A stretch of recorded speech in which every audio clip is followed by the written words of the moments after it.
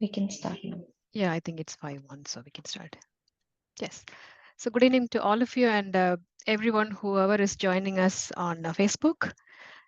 It's our pleasure to give you the webinar on tips and tools for learning Finnish. I'm here, Kit Srinivasan, along with my colleague Madhu from IWF, and three wonderful speakers who are going to tell us all about learning Finnish or some aspects of learning Finnish. So for those who are joining us for the first time, a little bit of introduction about Indian women in Finland, which we call in short term as IWF. We are a not-for-profit organization founded in 2015, and we run a closed or private group which has more than 1,000 members, where we discuss many issues and many aspects of living in Finland among women group. But we are also serving a community of 20,000 plus Indians and more people of all nationalities in our open Facebook group. Our main aim is to integrate Indian expats, especially women, socially, culturally, and professionally in Finland. So we conduct a lot of initiatives and programs for empowering women, and we open the programs to all other women from all other nationalities. So the Wecare series, through which we are conducting webinars on different topics which are important for the integration of anyone in Finland, not just the Indian women. We bring topics of importance for our living and addressing education, for example, or working life, or even emotional distress, even violence, and how to make your life as comfortable as possible and make people aware of the services and other things available for them. So in this context, our webinar for today is about learning Finnish. Many of us have the question of why to learn Finnish. That's the first question that comes to most of our minds. And for some others who have been here for a long time, now making up their minds to learn Finnish is the how to learn Finnish. So we have three experts here joining us today, Tommi, Luoma, Arvind, and Mikael, who are going to address different aspects of learning Finnish. Tommi will talk about why Finnish and the keys to learn Finnish. Mikhail will address the emotional discomfort that comes with learning any new language and how to circumvent it. And Arvind will motivate us about his own personal experience of learning Finnish and using Finnish at home. He's basically an architect and an urban designer, so it'll be very interesting for us to hear from different experts coming from very different backgrounds, telling us very important aspects of learning Finnish. We hope this webinar will be very useful for you. And please be with us for an hour or so that you can also post questions in Facebook and we will pass it on to our experts here.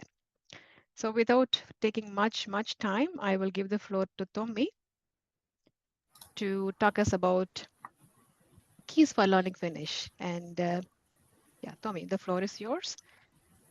Thank you so much. And would you like for me to share my screen, or do you have the presentation? I have whatever makes it easier for you. Would you like me I think to? I can share it if it's not a problem.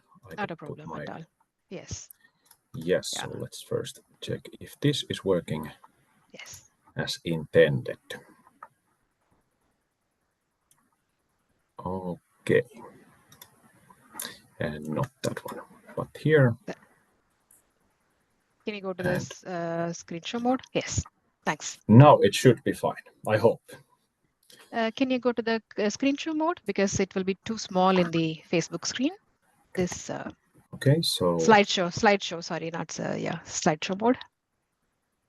So here we go, and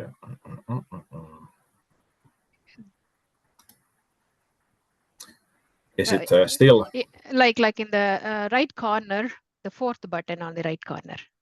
Yes, perfect. Yes. Okay, very good, very good. So a little bit about my background first. My journey to be a Finnish teacher is also not the most usual one, as my background is in engineering and environmental sciences, and I'm a researcher by my other profession. This language teaching I picked up as a passion. I've always enjoyed teaching about nature and nature-related topics, but then once upon a time, I decided I want to try to teach Finnish. That was 5 years ago, and I did it physically first to my friends, some family members. And eventually, during COVID, I became a more serious online tutor in Finnish language. And nowadays I'm doing this Finnish tutoring and teaching for all kind of age groups, all kind of students from all around the world, for all kind of different goals in learning Finnish. But it's not the most common learning journey, teaching learning journey for me, what I've gotten here from. But today we're going to talk about why learn Finnish and what are your keys that you can learn, you can bring when you are learning Finnish. So many times in my lessons, we start with my students from different places, and that may be the case for anybody who wants to learn Finnish. And that's why we get to the next topic is why do you learn Finnish? So usually people pick up Finnish for different reasons. Now, I've seen so many different reasons. Many reasons could be related to just being a citizen in Finland, pressure to do it. It could be that you like our nature, history, culture. Some people really like our music. Some people have heard of our stories or national epic like Kalevala. Some people enjoy sauna really much. Or some people have friends or their workplace friends that they want to be able to speak Finnish with. And many people practice for the ykitesti that I'm sure many people have already heard about. And of course, there's a lot more reasons for this as well. So everybody has their own reasons in learning Finnish. Now, this reason is also something that usually at some point during the lessons, whenever you are, whether you're a beginner, advanced, or already a fluent speaker of Finnish, you have your motivations and goals. Why do you do the Finnish? What motivates you? And this is something that I always try to bring to my students when we do these lessons. So I try to figure out how I can do the teaching in a way that it's fun and they are learning without them even realizing that they are learning. For example, a couple of my students like a couple of our animated series, or they are like video games, or they like music, whatever the topic is. So I try to put it in the topics and lessons we have. Now this is not as easy as it sounds, but sometimes it feels natural to find out what exactly the persons would like to learn. Now in the language itself. Of course, what to keep in mind when you are learning are your short-term goals. So this comes to play when you are deciding that now you want to learn Finnish. So do you want to learn Finnish, just the basics that when you visit Finland, for example, for a week or 2 weeks, and you have short-term goals, you want to be able to read a little bit, speak a little bit, maybe understand what the locals are saying, just to the very, very basic levels. Tommi, Now, I'm sorry for yeah. interrupting. Your slides are not moving in case you're moving them. Aha, Sorry okay. about that. They are not moving. Yes. Interesting. Why are they not moving? Terribly sorry. No worries, no worries. Yes. But they are not moving right now. Nothing is moving. They're not. Okay. Maybe what if I go back yeah, here? now it's okay. Okay. It moved now. You're in your second slide. Okay, very good, Okay. very good. Yes. I don't know Yeah. why this is working this way, but at least now they are moving. So Okay. Yes. thank you for interrupting. So now Yeah. I can see what's going Please on there as well. continue. Yeah. So this is more about just showing the topics that I was talking about in the second dia, the different reasons why you are learning Finnish. And then we went on to the short-term goals that you may have. And here we also see the Suomen Mestari 1. So this is a high recommendation. I use it in my lessons as one book that we do. But outside of the books and other material, there is literally tons and tons of material you can use when you learn Finnish. Now, the goals, keeping the goals in mind, of course, there are different ways and different paths to how you learn and how you get to these goals that you have in your mind. Now, your other goal may be that you want to be able to speak with your colleagues, for example. Someone else's goal may be that you just want to pass the ykitesti because you want to get the nationality. And then also comes into question, what do you want to do with the language? So after you reach your first goal, let's say that you want to be able to speak with Finnish people, what does it actually mean? And what do you see yourself doing after that? So I believe it's very important not to only have this short-term goal, but also to plan a bit further. So it's completely fine if you want to just have a short-term goal, but then to realize that if you want to do a bit more with the language, then it's a good idea to build a long-term pathway to learning. And usually during the lessons, a couple of the very basic principles are that we always go back to the basics and reinforce.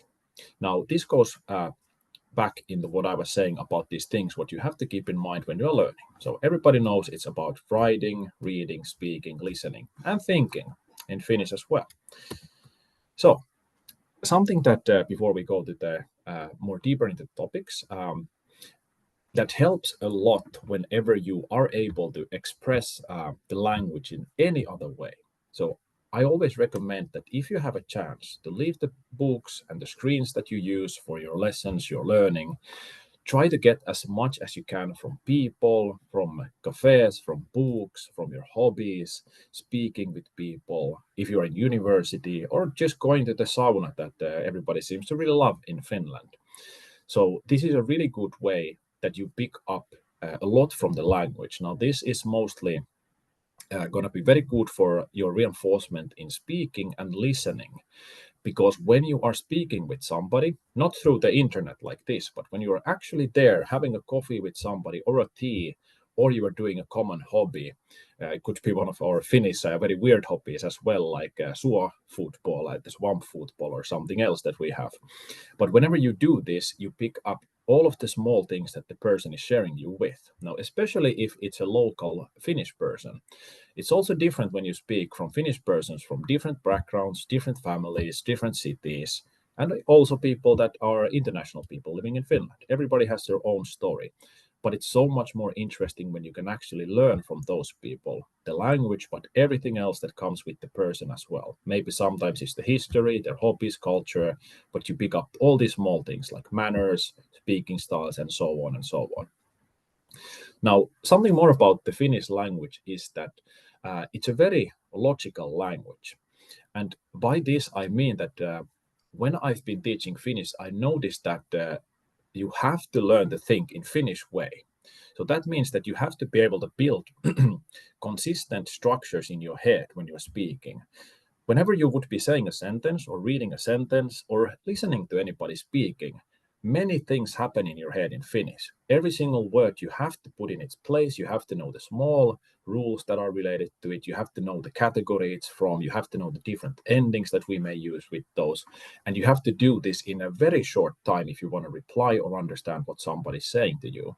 And this is something that you eventually get better and better the more you do. I call it just the language logistics, and it's kind of condensed in this small portion in your head that you have to do whenever you do anything with Finnish language.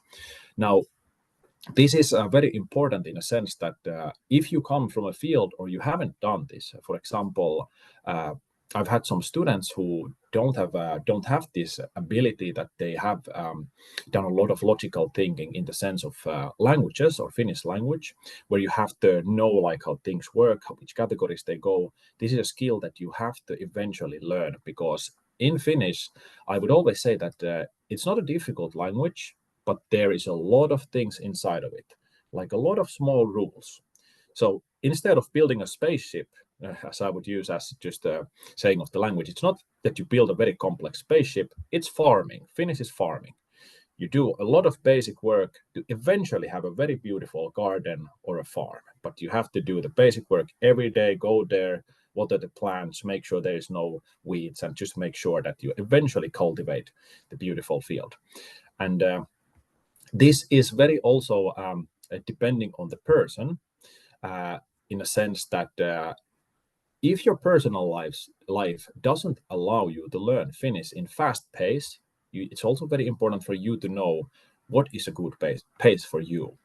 And this is something that I also teach during our lessons. So it's not only about the language. Sometimes it's just about being able to handle all of the things in your life. So in this sense, what I mean is that if you would do, for example, 1 hour a week, well, would you think it's enough for you? For some people, it may be, but for some people, it's not. And usually I would recommend at least putting a couple of very active hours.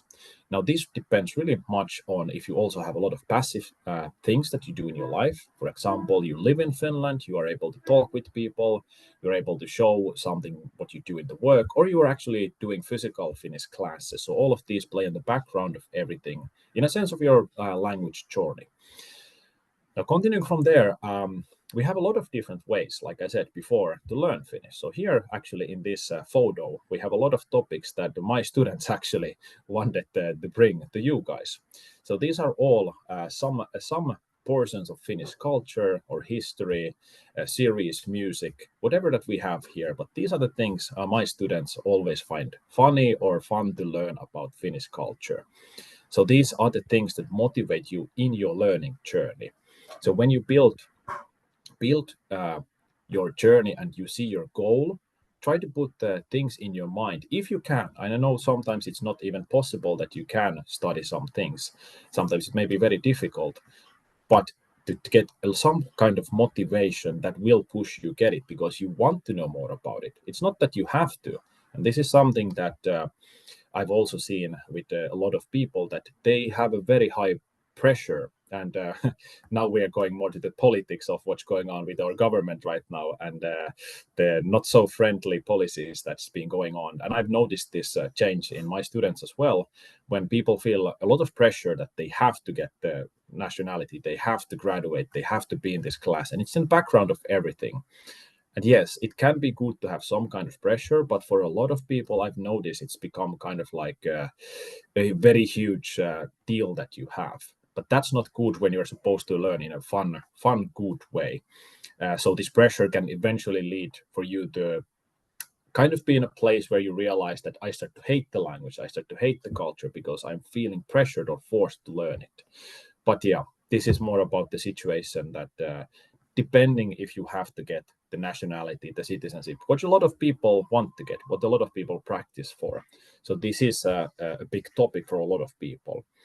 And something relating to learning Finnish as well is that my guide would be that when you are doing the first A1 level and A2 level, these are more easily attainable levels. But before moving on to the B1 level, B2 level, that are more advanced levels, I always would recommend going back to the basics and starting reinforcing those, because it's very important that you just don't grab everything you know and get too overconfident.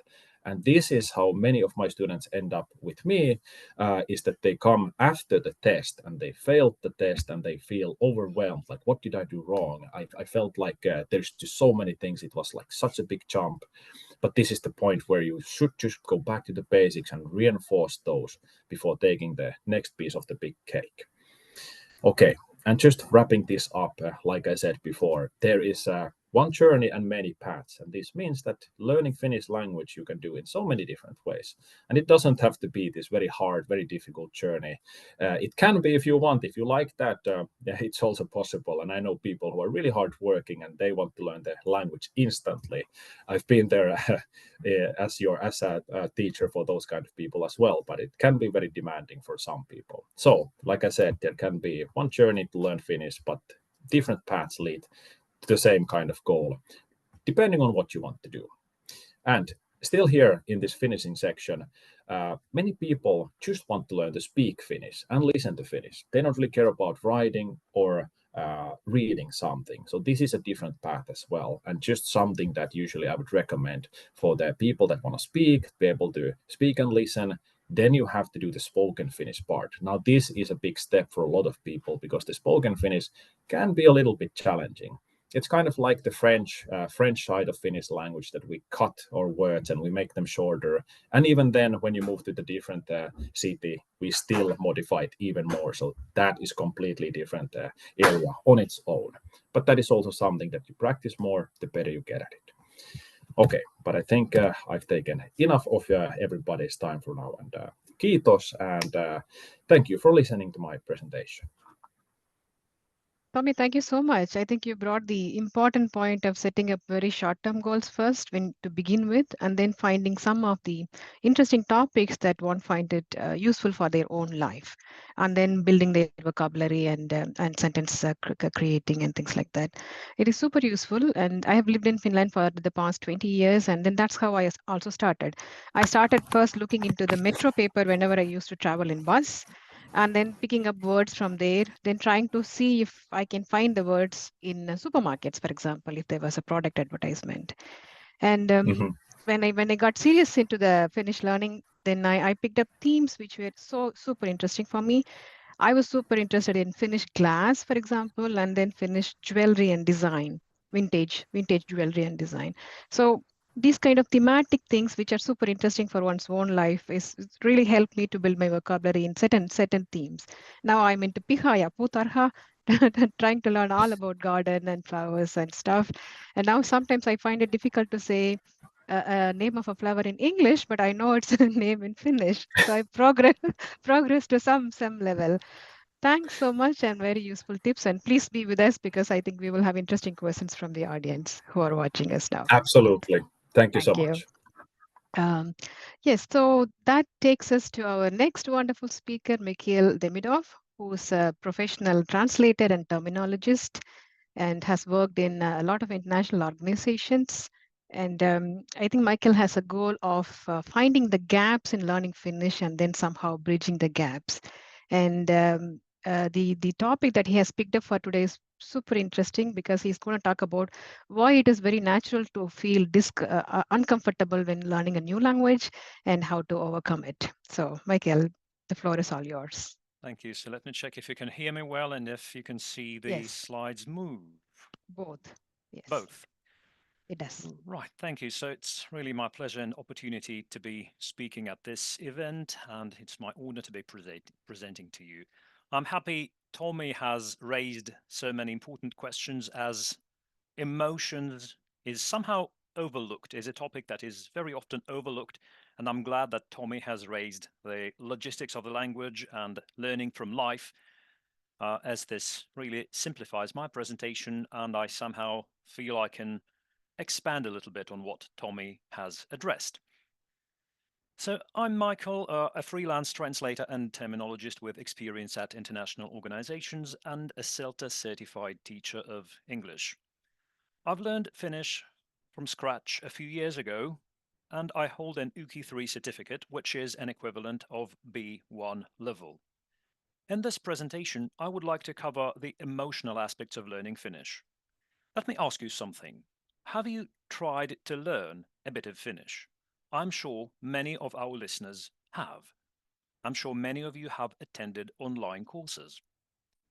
Now, are you happy with your Finnish? Are you feeling confident? Probably not always. Why? Well, this is the question that I would like to address today. Please remember that this is not an academic presentation, and most of the points covered here represent my own opinions, assumptions, and empirical observations.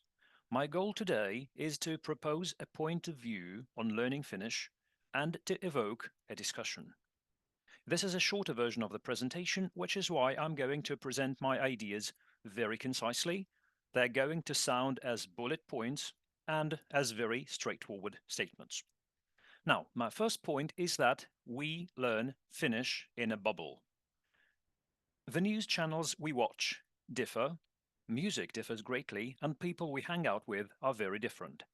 We often live in echo chambers when online. Just let me give you one example.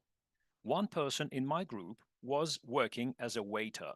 They enjoyed the atmosphere of day-to-day interactions with people, and they were perfectly happy with it.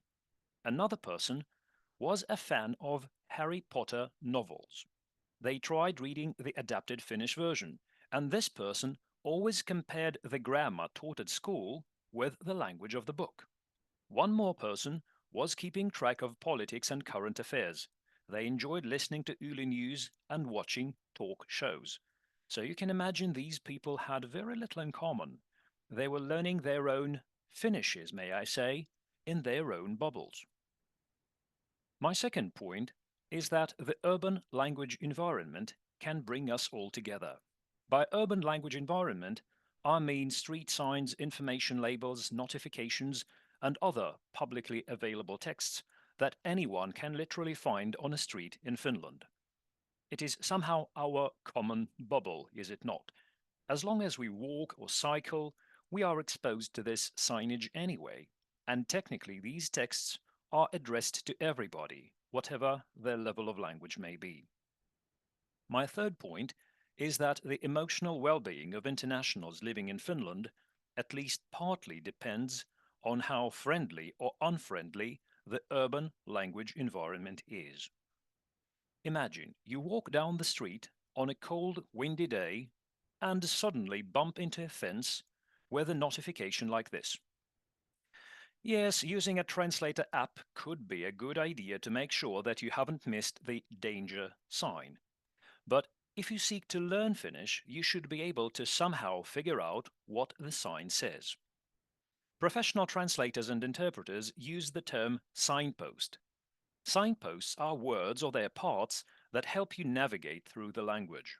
For example, the ed ending in English could mean the past tense, or the word will can mean future, like will do. One of the signposts in Finnish would be the n ending.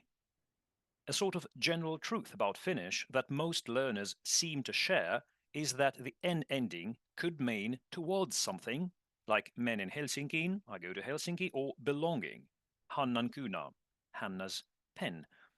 As you can see, this sign has lots of n's in a row. They are not the same, and it may take ages to figure out which one is which.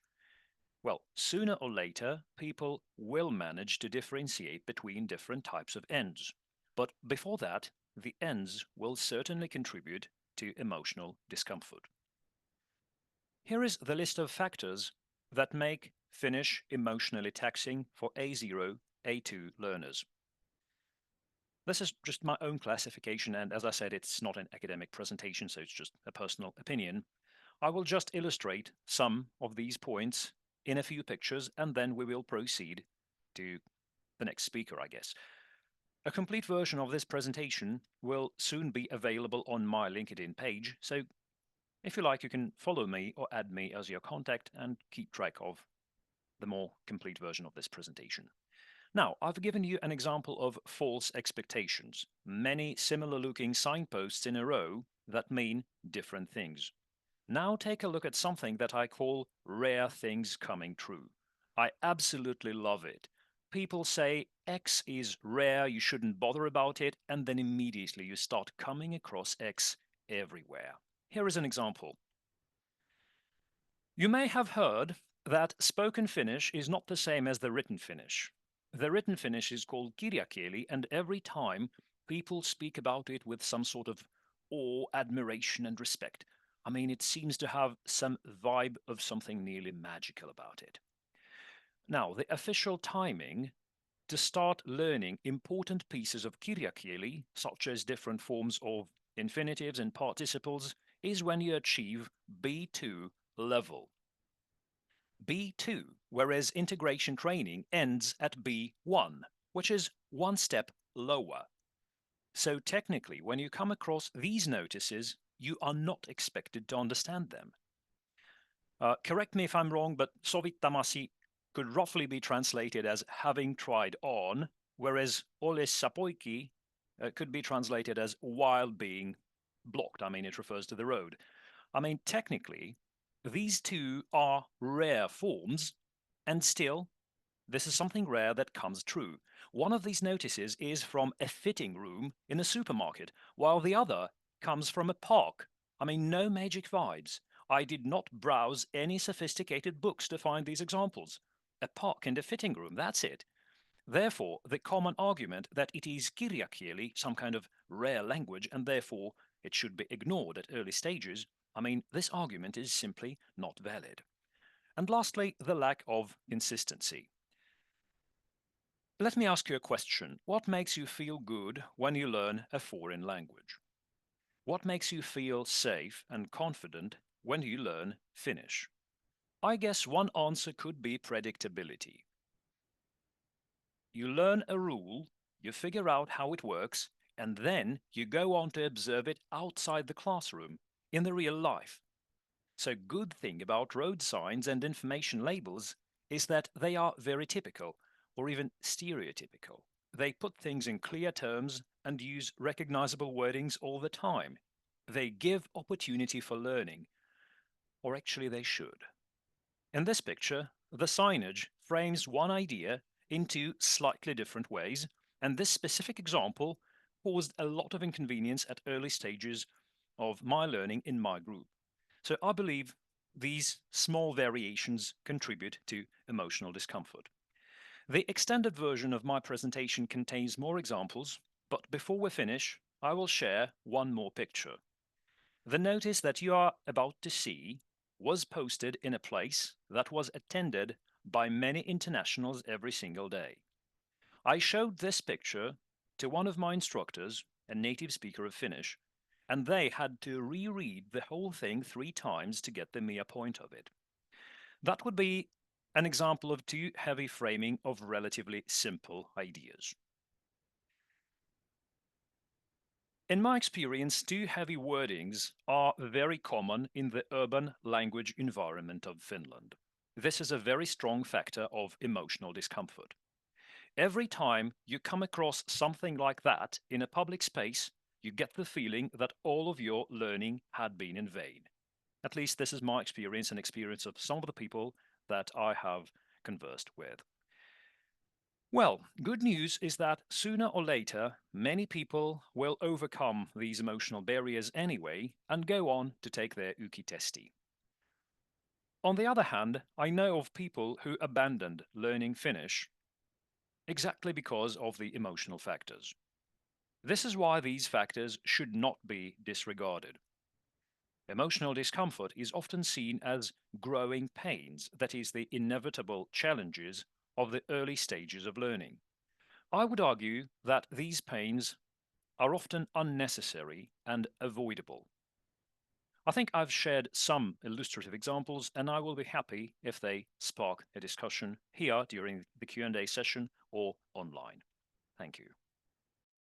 Thanks, Mikhail. It was really wonderful and thought-provoking in a way. It's like many times we take things for granted and we don't even notice these signs. And when we notice, we ignore. If we don't know the language, we just go, try to figure through visualization. We try to find some solutions through that.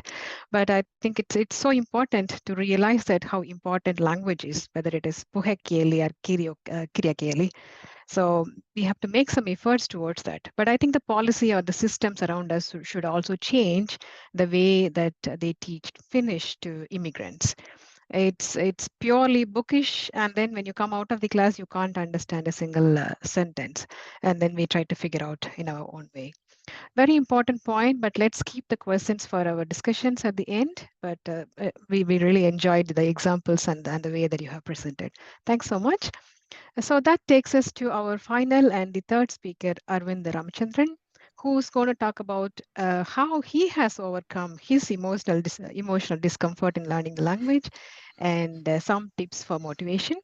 Arvind is an architect and works for Helsinki City Urban Environment Project or Unit, has lived in Finland for the past 10 years and uses Finnish at his work. So we must learn a lot of tips from him. So Arvind, the floor is yours. Yes, thank you so much. Let's see if I am able to share this screen in a way that works for everyone. So far, so good. Yes. Let's see, they keep changing the software. Nope, not working now. I wanted to get the full screen. It looks quite okay. Yeah. Is it good now? Yeah. Yes. Does it move? Did you move? We are in the first slide. Yeah, it moves. Yes. Okay, perfect. Good. Super. Okay, hello everyone, and thank you to Indian Women in Finland. I really appreciate all the work you're doing, especially like Tommi said, now that the government is doing lots of things that make life difficult for foreigners. I think organizations like IWF are going to have a much bigger role in our society. It was really great to hear that you're not just serving your core group, which is Indian women, but also like women from elsewhere, as well as people of other genders from all over the world. And it's truly an honor and privilege to be sharing my tips after the two experts, more as a layperson. Like Kritika said, I'm working for the city of Helsinki, which means that I'm working for a public organization, and I'm a person who moved from India 10 years ago. So if my Finnish is good enough for the public sector to give me a job, I guess it means that it is possible to learn Finnish. So which is where I'll be starting from. Learning Finnish is challenging. I think that's a risk that many people take, that they start dismissing how difficult it is. Like Michael and Tommi both brought up, it's not the easiest of languages, but it's also at the same time not impossible. So I thought of just sharing my experiences. I've been using Finnish in my work for 6 years now, and I've been able to survive. I wouldn't say that I'm completely fluent, but I also think that learning a language is always, even for native speakers, a lifelong process. So in that sense, I'm also not being too harsh on myself, like I remind my friends as well. So it's a journey, and I'm somewhere along the journey, and I hope that with this presentation, I can inspire more foreigners to join this journey. So I'll start off with my first slide. Tommi already had the farming and gardening metaphor, which I would like to continue. So Finnish really needs patience. This is something that I would encourage everyone to keep in mind. And I really hope that none of us is running out of time and forcing ourselves, which, like we heard already, can actually be counterproductive. It can make your language learning journey less fun and more pressurized. And many of us are in work life, many of us run families, many of us have other things to take care of. So pressure from the language learning perspective might be the last thing we need. So in terms of patience, I want to remind our listeners that most of us are not children. We can't pick up a language in 2 months. You might have heard some kid move to Finland and just started speaking in kindergarten before the end of the first academic year. At least in my case, that wasn't true. I started learning Finnish when I was almost 30 years old, so it took me a while, and I hope that others also are kind to themselves without putting too much pressure. And especially for most of us, I think most of us here are not Estonians. That's the only group I've seen who's picked up Finnish really, really quickly.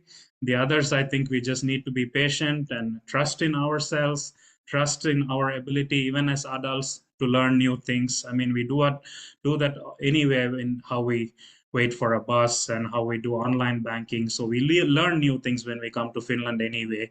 We can just extend that to the language as well. Like, it's just one more new thing that we learn, but it just takes a bit more time than the other things. So the patience aspect.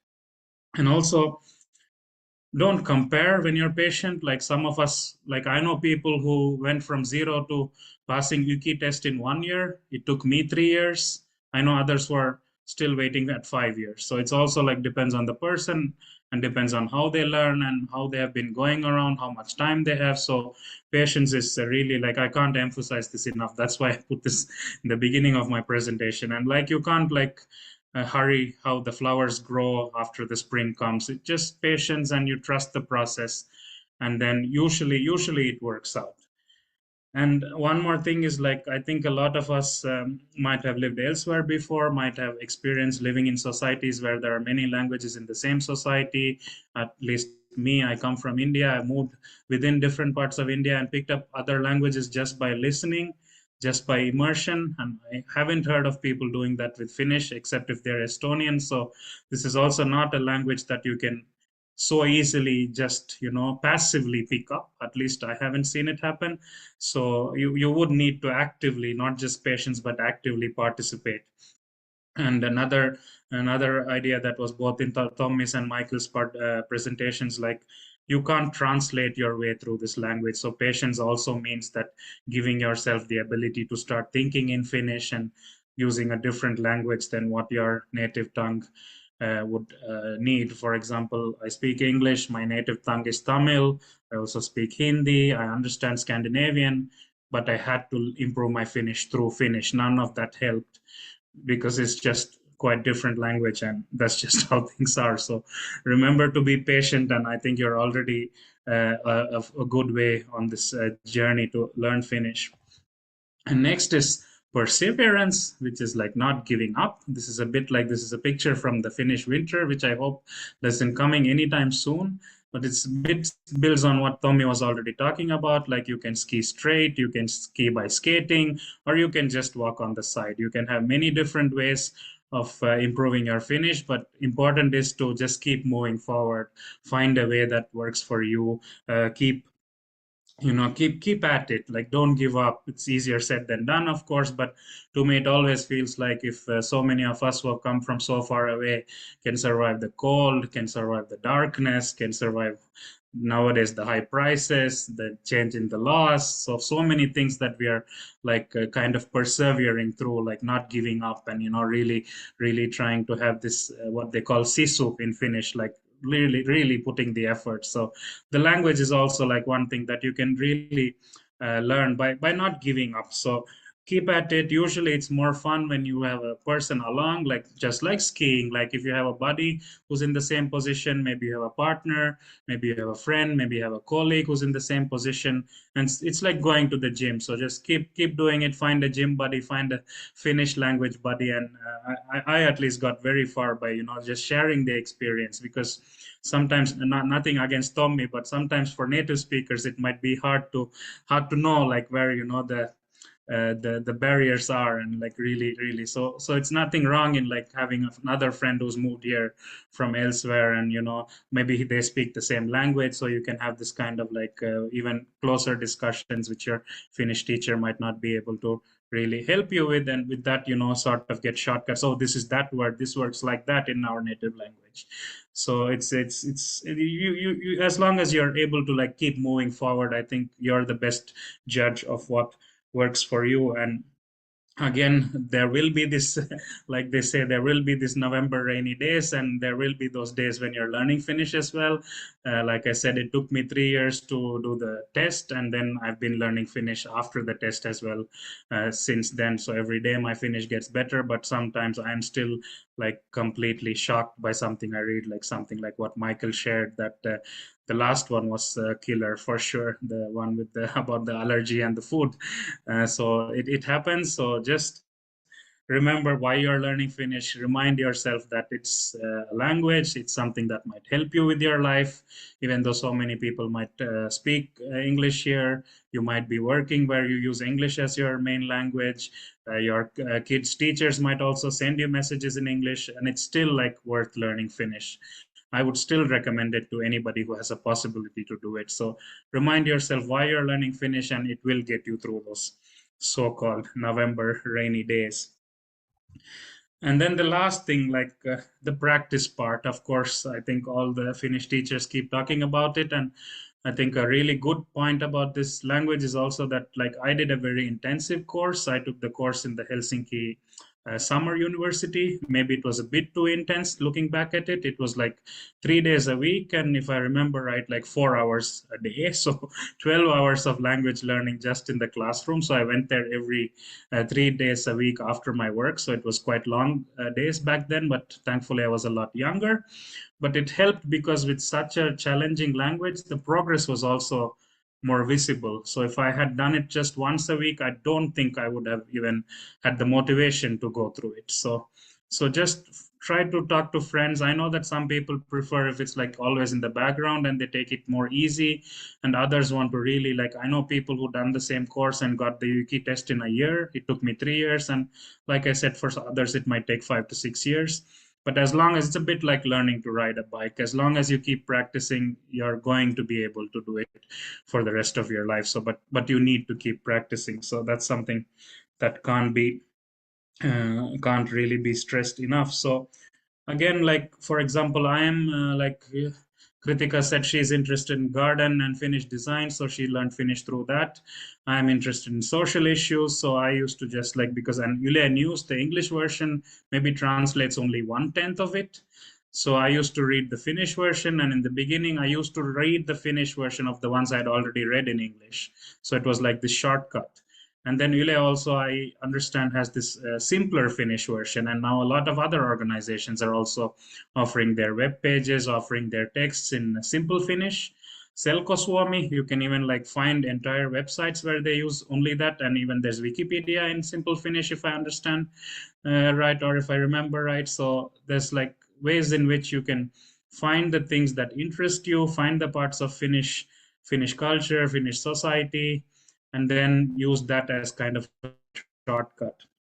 And when it comes to practice also, I always tell my friends the best way to learn Finnish is to not be very Finnish. when you're practicing. As in, if you're shy and if you're silent, you're probably not going to get enough practice. And one more trick is to, if you're very, very shy or embarrassed, to talk to your colleagues, because of course in the workplace you want to be respected by your colleagues. You maybe don't want to sound like a toddler. So what I did was I was always talking Finnish to people I knew I would never meet again. So in shops, if somebody called me to sell electric contract, somebody stopped me in a supermarket to sell me something, I would always speak Finnish, because I know that they're not expecting me and they're not going to see me again. So those kind of, so I would like to leave you all with this, that just take it easy, don't be too tough on yourself, and you will find a way. And we are all smart people. We've come across the world to live in a quite challenging country, and just if we bring the same confidence and bring the same positive attitude to the language as well, I think we'll be able to make it. All the best, and thank you for having me.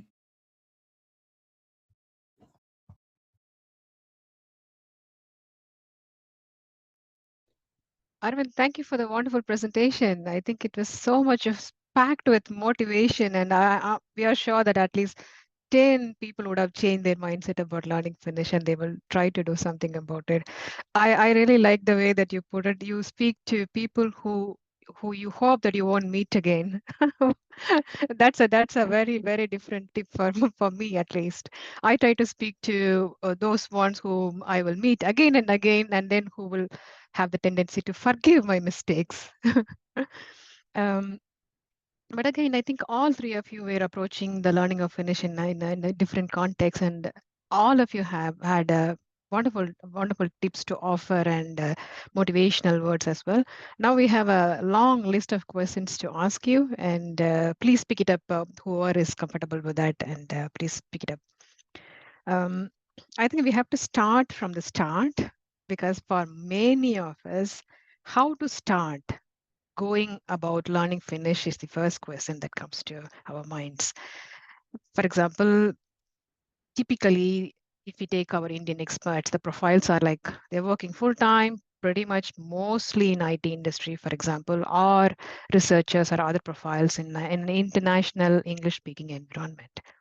And leading a full routine life, and not much time for motivating themselves to learn Finnish, because the feel for the need, the necessity to learn Finnish is very low in this kind of a typical scenario. So where to start? So which of you are going to give your advice how to start? And I would just like to extend, as a mother, I don't have a Finnish learning experience, but my son has started to learn. Is there any way I can help him? Apart from just the regular what he's learning at school, in picking it up or making it easier for him. Good question. Yes. So would it be for Tommi as a teacher, or any of you? Yes, I could give a reply actually to this last question here. If you are in family, and this is just from my personal experience as well, but from what I've seen with my students, that if your partner, for example, wants to teach you a language, the dynamic is so different that the language teaching just doesn't many times work. And this is also from people whose partner literally is a Finnish teacher, and still the partner doesn't learn because the dynamic is so different when you are in a family. I think the biggest thing you can do is trying to give interesting topics.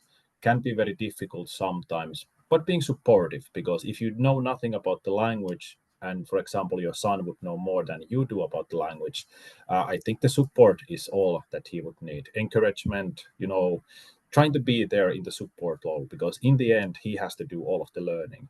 And I've had some younger children as well who learn with me as well. So I've been actually having this question, and sometimes I have to challenge myself and think, what can I do the best in this situation? And my goal, of course, would be that the parents could teach their kids as well, because that is usually for the child a really good environment to learn from their parents. But sometimes the parents just cannot do it for any reason that could be. But I think generally it could be about these topics that you could share with him. Maybe you find something that is interesting to him about Finnish culture, or not even about Finnish culture. It could be about something that is just related to the language. It could be anything that motivates him to learn. And the support, I think that is on the background that is very helpful. Thank you. For example, football, if your son is interested in football, just pick up some words in Finnish about football. Okay. That could be a good start. Yeah, I think so. These are great tips. Thank you so much. I can continue. Yes, please. I can continue a little bit about that professional life thing. Thankfully, many of us, at least, are in jobs which are very demanding, but still, Finnish society places a big amount of importance on work-life balance. So there is still like we usually have 2 days of weekend and we have some time in the afternoon. So I think it's also important to not see your Finnish learning journey as a part of your life, which is not, like separate from everything else. Of course, you can join courses, and there's evening courses, weekend courses, summer courses. Of course, depends on your schedule, but how can you integrate that with your Finnish learning with the rest of your life? Like, for example, could you all go as a family to go to a museum where there's both English text and Finnish text, or watch something on Netflix in Finnish with subtitles, or when you watch your movie in your own language, there's even like Indian movies with Finnish subtitles nowadays. So don't see Finnish as like something, okay, I have 40 hours of work and so many hours of free time. Where do I get the hours for Finnish? But more as like, how can I make more of my life in Finnish, like changing the language in your phone, changing the language in your computer, like signing up for offers in Finnish from S-Market. So if you mess up, it's not like your kid's school, but just like S-Market offers. So in some way, like being a bit more creative, like I understand that especially for a lot of women who might be at work and also raising children in a foreign country, it might not be the easiest to, find 10 hours in a week. But just to see like other ways in which you can make your life more Finnish prevalent, the language more prevalent in your day-to-day life before you're able to actually take away big chunks. And also like especially like if you have kids who are also learning, you could sit with them, like both learn around like peer-to-peer learning in some way. So there's it's not easy, and no way trying to reduce the importance or reduce the challenges, but at least that's how I did it. Like when I couldn't go to the courses, I tried to see in what other way I could still keep in touch with the language, and that helped a lot. Like you could even ask a Finnish colleague to only write you in English, but always with this, that it's not going outside your company or something, and you can always use Google Translate. So just if you're a bit more creative, it's possible. It's not easy again, but it's possible. Thank you. Michael, do you have anything to add? Yes, for the I've start? shared a link on the Yes. chat with the rest of the team. Hopefully the viewers can see the link and follow it. Yes. The University of Helsinki does exciting research specifically into the question that had been asked, but somehow the results are not yet widely familiar across Finland, maybe because the study and the practical output had just been published at the end of 2023. This is the book, which is somehow still in Finnish, called Monikielisen työyhteisön opas, a guide to creating multilingual workplace. And kieliboosti.fi is the team's website, which partly covers the content of the book. They offer specific advice to specific types of learners depending on what kind of individual you are, depending on what kind of learner profile you are. So that again resonates with the type of emotions, emotional well-being. And if you read this book or look through the website, you can definitely find the practical advice, the practical tips that might specifically suit you in your specific situation. That's what I wanted to highlight. Thank you. Thank you. Yes. Actually, my next question is exactly to you. We talked about the discomfort in learning a new language, and then how the urban environment around us it's really not helping. I mean, it's kind of aggravating it in a way. It's adding more and more discomfort. So what would be your advice? We have to somehow live here and then overcome those discomfort. So what would be one practical advice, or even two, that you can tell us? That would be community building. I've lived most of my time in the north of Finland, in the city of Oulu. So I would say community building as simple as in a cafeteria. I mean, the city of Oulu has this large central part where you can find one of the largest commercial centers, and there are a few very nice cafeterias inside. So I literally made friends with all of the staff there, and I literally attended this place, to meet my friends rather than to take a cup of coffee. I would say every single, staff member had become I'm not saying friend, but an acquaintance of mine. And this way, I slowly dared to switch to spoken Finnish. This is what Tommi has addressed and what Arvind have addressed. Go outside the classroom. I really had psychological barrier talking in Finnish. I'm the type of learner to whom their foreign language is their identity, and I'm really, afraid of looking stupid. I was really afraid of, opening my mouth and sounding like someone very unprofessional. This was my nightmare. And so these very, very friendly people really have helped me. They accepted my low level Finnish and they somehow encouraged me to talk. But this was real life interaction. It was not in the classroom, but I was literally trying to order more things, to talk about them, to do small talks. And it is perfectly possible in Finland, including in city environment of Finland. I believe it's also possible in Helsinki. So that would be community building with the staff around you. That's very special, something very special about Finland that you probably don't find elsewhere in other countries. That's what I think.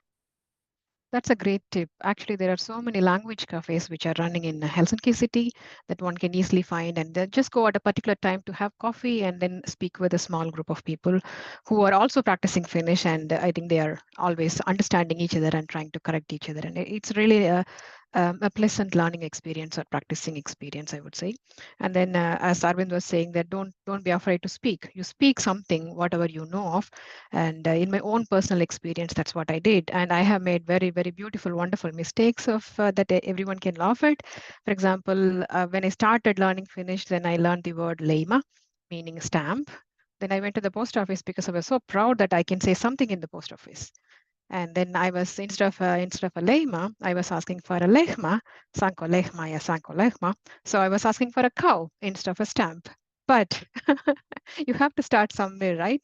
It's okay. And then you can laugh at it later, but then you really have to start somewhere, because there is always a person is so kind at the opposite to you, and his or she is trying to correct you and trying to find you give you the right word. And that's the only word to learn. Make mistakes and learn, but start with something. A bit of a more practical question again about this learning and starting is, are there any recommended apps? I mean, are there any apps that you would recommend for beginners to have it in their phones? Because phones rule our lives most of the time, and that can also be used as an efficient learning medium. So in this context, do you have any recommendations of something that you have used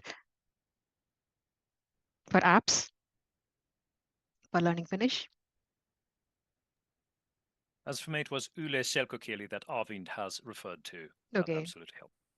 Okay. Yes, and something I could add here, the selkokieli, it's really good. I think it's the first step, for example, when you want to learn to listen and to understand the clearest of Finnish. Because normally, like you were speaking before, that when you jump to the language, it can be so challenging. So that is the first level. But something I've noticed is, well, everybody knows Duolingo. And some of my students have completed it, but the feedback is not the best with Duolingo for general learning. It is good for kind of having this vocabulary, kind of like islands of information, but they are not connected. Now, vocabulary is something that I think is underestimated, because that is something that we constantly have to keep on adding more to, and going back to the stuff that we know and remembering them again. So for vocabulary, with my students, we also use flashcards. So those are very useful, and there is a lot of apps for this. But I would actually add another thing here, that I've kind of did my own version of this passive learning. And Michael and Arvind were talking about this, what is happening in your basic life, going out, doing things that are Finnish, like making your daily routine Finnish. So this is something I would say is passive learning. You don't even have to think about it. For example, we start this passive learning journey in just putting post-it notes in things that you have home. Now, I know sometimes you may have your parents or your spouse, your children that are going to be asking questions, but even just seeing those post-it notes in kahvinkeitin, haarukka, and maybe combining it with an adjective, green, 5, whatever it is. But then eventually, even without thinking about it, when you do it enough times, you realize like, wait, I know what this is now because I've been seeing it long enough. So these flashcards, but also just physical things that you can do in your physical life. Now these post-it notes are the first step, but then you could also put music, you could put like some news on the background, anything that your mind catches on. And if you have some information that you can connect passively without even thinking about it, your brain does the work for you in your subconscious. And eventually you will realize like, wait, I know what is white now. I know what is green. I know what 5 means now. And that is a good first steps in adding to your vocabulary and generally just learning some adjectives or words or verbs. Yeah, great tip. And I couldn't agree with you more because most of my vocabulary building came from passive learning, mostly looking at pictures that comes as this advertisements from stores. Like then you keep looking at it because they're so interesting and colorful, well done. And then after a couple of days or after a couple of times, and you will know that if it is a jacket, it's a takki and kenka, and there are so many thousands of words actually you can learn by looking at very interesting stuff and mostly pictures. Then that your brain works in wonderful ways. So that's also anyone can practice. And a fun game could be just cutting those pictures without the names of it, and then playing with a partner or a friend that, okay, what is it this in Finnish? Like really simple games with the magazines that we throw in the bins. So yes, passive learning is important and equally important as active learning. One more That's it. tip I can quickly give is like I used to live in Oulu as well, and when I moved to Oulu to study, I didn't know if I was going to stay in Finland, so I didn't really go to a course. But where I went to is Oulu Prisma, and back then at least no signs were there in English, so I needed to know what is sipuli and punasipuli and valkosipuli, and so like really like that's like the lowest threshold. If you want to buy an onion and not a garlic, you need to know those things. So you can already start there. Like don't look at those as very alien words, but like okay, start associating. So you go to, most of us go to a store at least once a week, so just bring Finnish into your life, so in a way that is very natural, and it starts from there. Absolutely. I think supermarkets are the best sources of learning Finnish without even making an effort for that, isn't it? All of us can agree to that. We have an And interesting question. Sorry, please go ahead, Tommi. a little bit off topic, but a little bit more addition to this, if I may, if I'm not taking too much time. No, please go ahead. So as we know, a lot of people in Finland love the nature that we have. So you can combine nature with so many different things. So for example, you could go on a hike, you could plan a hike, you could even look at the map and do any kind of activities in the nature and learn while you do that. And for most of my students, we even do these activities where we plan. Let's say, for example, your job would be to plan a small hike for a group of children, and you have to do it in Finnish. But then you have to plan what's in there, what would you do, what kind of plants there are, what is in the area generally. So you have to learn about this environment. But it's even better if you can actually do it physically with your friends. So sometimes you learn about the nature we have, you find about the places, and you're like, wait, I want to go to Suomenlinna. That seems like an awesome place. I want to check it out. Or Oulu, you have the Nallikari, actually. I lived in Rovaniemi, so similar area. I know the place. But these kind of activities, and you learn about those places. And it may be nature, and I say nature in Finland because that is one of our biggest thing. I think that is also a thing. In my other career, I do research, but we also try to think how can we get more Finnish people integrated with foreigners in Finland. Because many times I've met people that are living in Finland, but they don't have any Finnish friends. So it's really sad for me to hear that, yes, maybe you can have some friends, but not really good Finnish friends, because I would still say the culture barrier is so high that you can have kind of like small friends, but to have somebody who you can actually talk about, your trouble, problems, your life in Finland, that can be a little bit challenging in Finland because you need to kind of get deeper connection with the people. But I think nature is a good connecting factor for this as well. So whether it's you go with your friends, your company, no matter who you go with, I think nature is good environment for all of these activities. And if I may add one more thing about the courage of the language, because I also have students and my personal friends who live in the same town as me, have lived here for over 10 years. They can understand everything I would say in Finnish, but they don't speak because they want to be perfect. So for them, no matter what they say, they're like, I can't say it. But in my lessons, I always say to my students, you say whatever you want, make mistakes, because that's the only way we can learn. And all of the most successful people make the most mistakes, but they don't give up. And that goes to the perseverance. Surviving over the long winter, there is a new sun rising, and then it's the summertime. So being able to do mistakes and learning from those, and it's fine. It's completely fine if you make mistakes. You don't have to be perfect. And that is, I think, something that when you learn spoken Finnish, absolutely make mistakes, because Finnish people also make mistakes. We also, bend the words in our whatever we want to say. You don't have to be perfect. It's enough that you get close enough in spoken Finnish. One more small thing I have to add here still is about a must. So not only in my other career work, but I've learned something about musts that we have in life. So sometimes we must do things. We have to go to work, we must go there, we must do things. But I've also learned that with Finnish language, there is a positive must that you have to push yourself a little bit. So for my students, I usually recommend, I don't force people, but a recommendation that you go out and push yourself a little bit more. That not only builds your own confidence, but it also builds your whole language journey, because you have to be able to go out and push a little bit. Now, Finnish people, many times, when you would go and talk with a Finnish person, they switch instantly to English because they want to help you, but they are actually not helping you because you don't get the practice.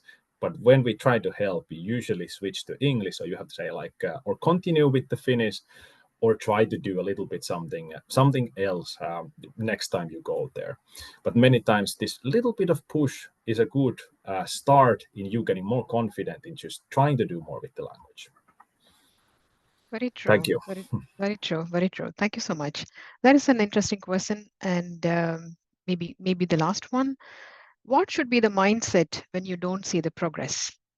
Somebody has made an effort or making an effort to learn Finnish, but then if they don't see the progress, what should be their mindset? I kind of already know the answer, but I want you to tell.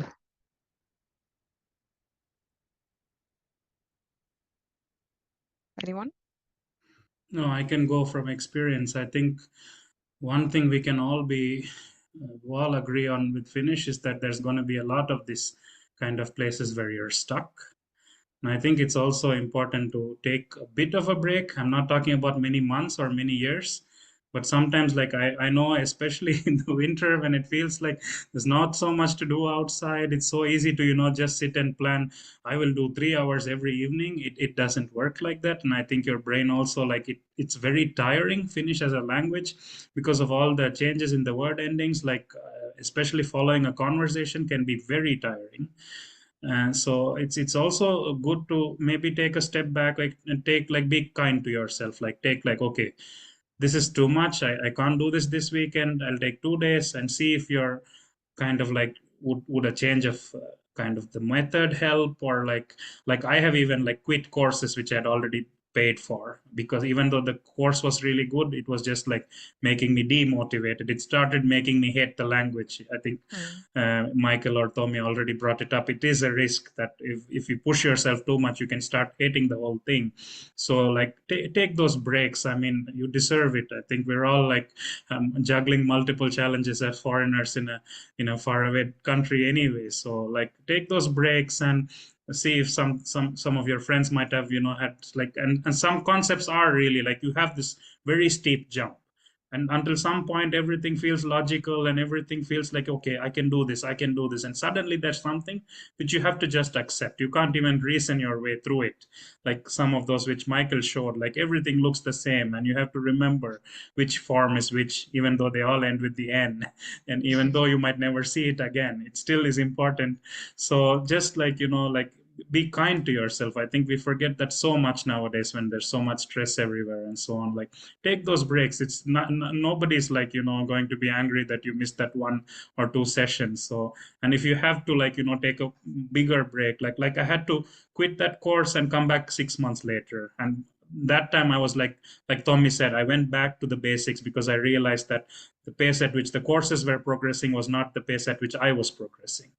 And my classmates were all very high level, and it was kind of demotivating to even go to those classrooms. So I took the break and I came back, and it all worked out in the end. And I'm here talking to others and giving tips many years later. So just like, be more considerate to yourself, and it happens.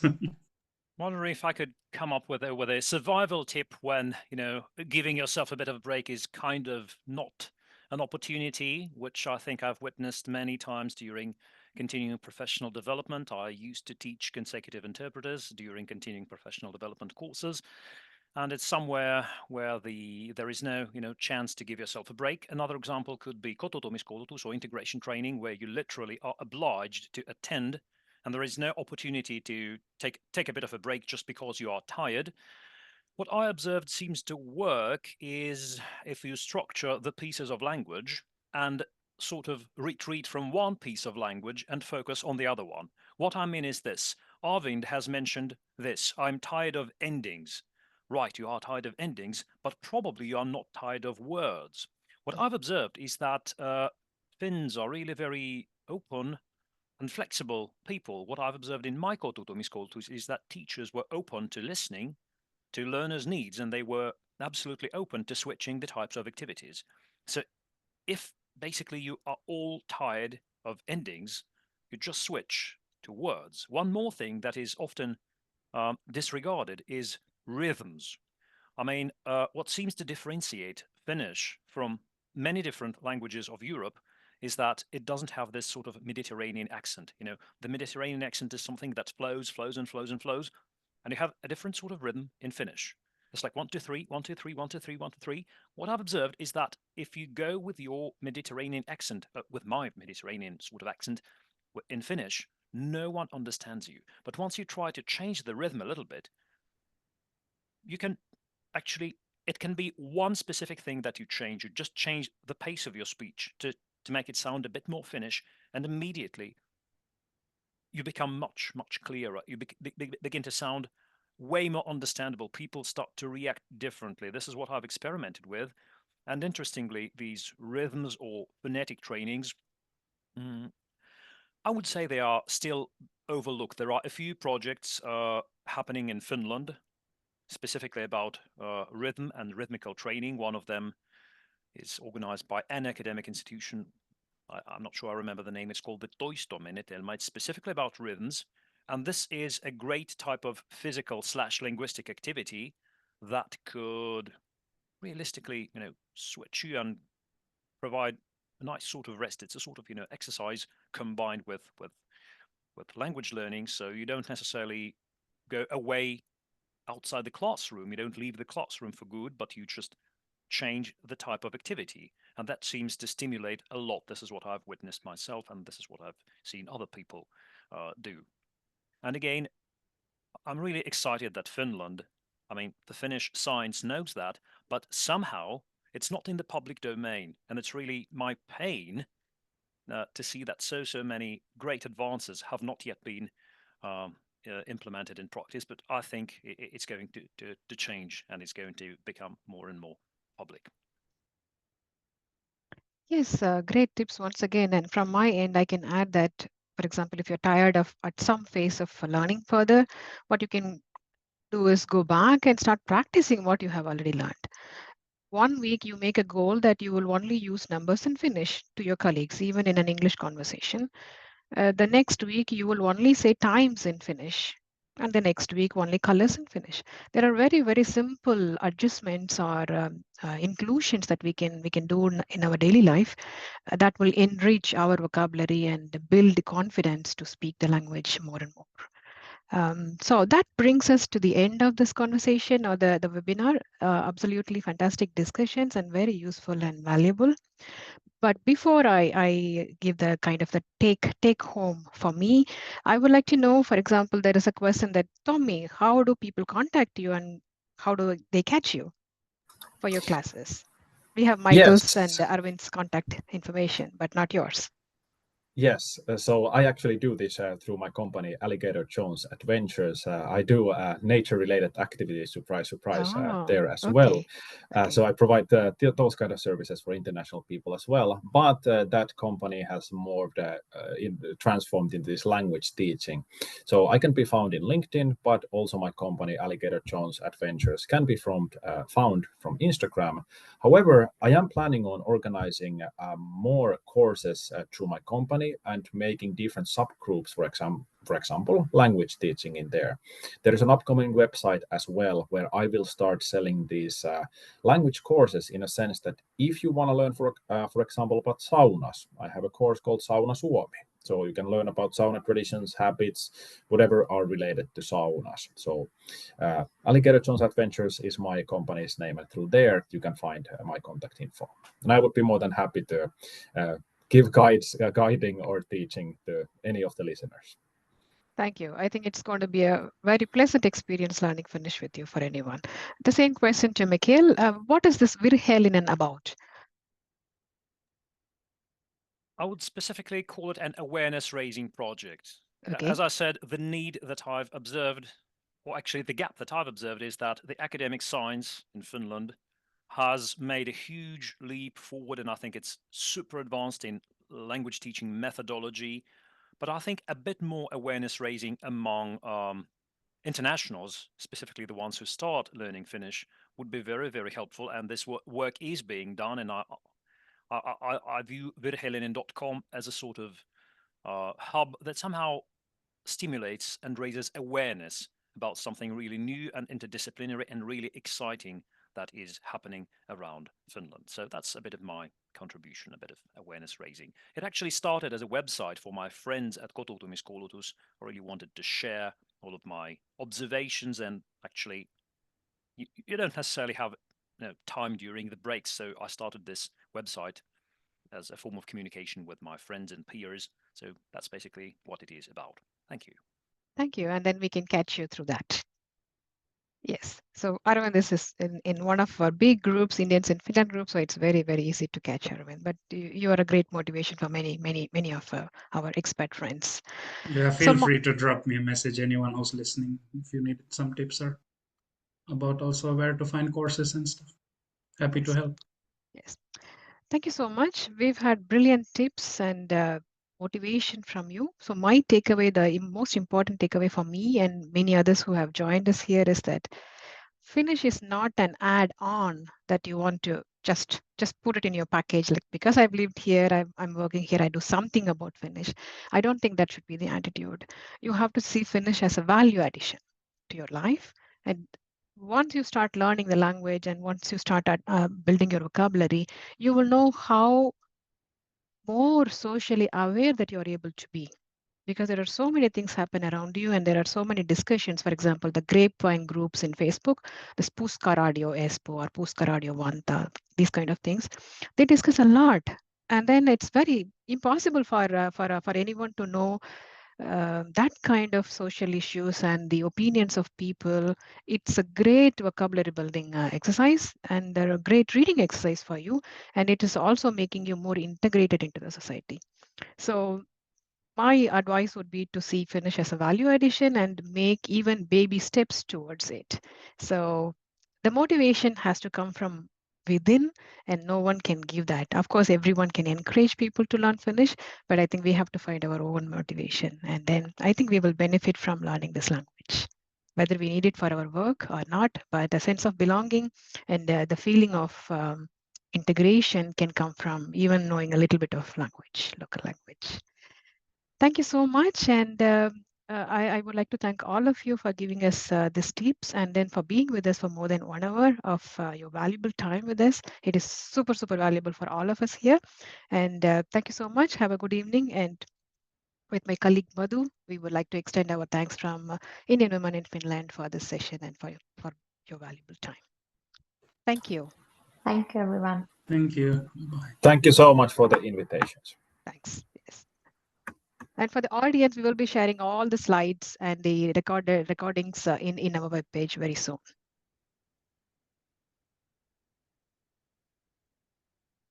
Thank you. Bye-bye.